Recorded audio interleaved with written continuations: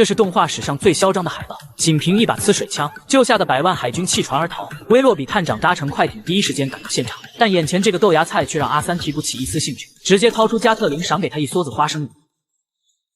之后，探长又启动核动力潜艇对其发出最后的通牒，可阿三依旧不以为意，竟操作30米长的大炮给潜艇轰成了渣渣灰。然而就在阿三洋洋得意之际，殊不知他将为此付出惨重的代价。此时一枚鱼雷来袭，吓得阿三急忙捂住耳朵，只是万万没想到，这竟是探长的专属作假。突如其来的问候可是把阿三吓得够呛，阿三内心慌得一批，只能用握手来掩饰尴尬。怎料探长却不按套路出牌，上来就是连番摔打，还没等他缓过劲来，接着又是新一轮摔打，可是把年轻小伙摔得够呛。但作为资深多年的海盗，阿三也不是吃素的，瞬间就来了个成功逆袭。不仅如此，他甚至还将探长塞进高射炮，接着填装弹药，扑哧一下就让探长跟太阳肩并了肩。本以为摆脱了麻烦，怎料探长却借助雨伞成功折返。我的天啊！吓得阿三立马重新发射，怎料炮台却在关键时刻掉链子，急忙过去查看，竟是木塞堵住了炮口。然而就在阿三上前拉扯之际，探长却决定助他。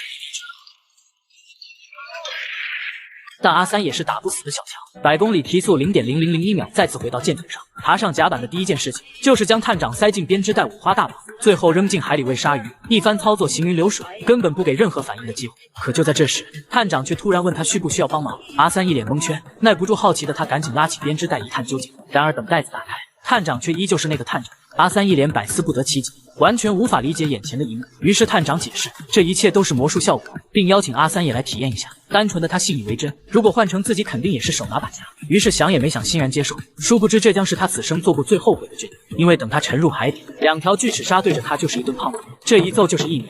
等阿三再次回到甲板，全身就像被坦克碾压了一般，甚至产生了心理阴影。他很确信这一定是探长在捉弄他，于是3两下又给探长塞进麻袋沉入大海。此时的他大脑异常清晰，之前的一切都是幻觉，对，这一切都是幻觉。殊不知探长无视空间法则，再次冷不丁出现在他的身后。阿三瞬间破防，急忙从海里拉起编织袋，可这一看不要紧，竟发现里边装着一颗82年的水，眼看即将爆炸。阿三急得像热锅上的蚂蚁，在舰船上疯狂逃窜。好在探长给他指明方向，这才有惊无险的逃进安全区。然而伴随一声巨响，他直接化作一颗流星，顺带着救生艇也被掀飞。最终阿三被探长轻松拿捏，作为惩罚，他还必须将军舰送回军事基地。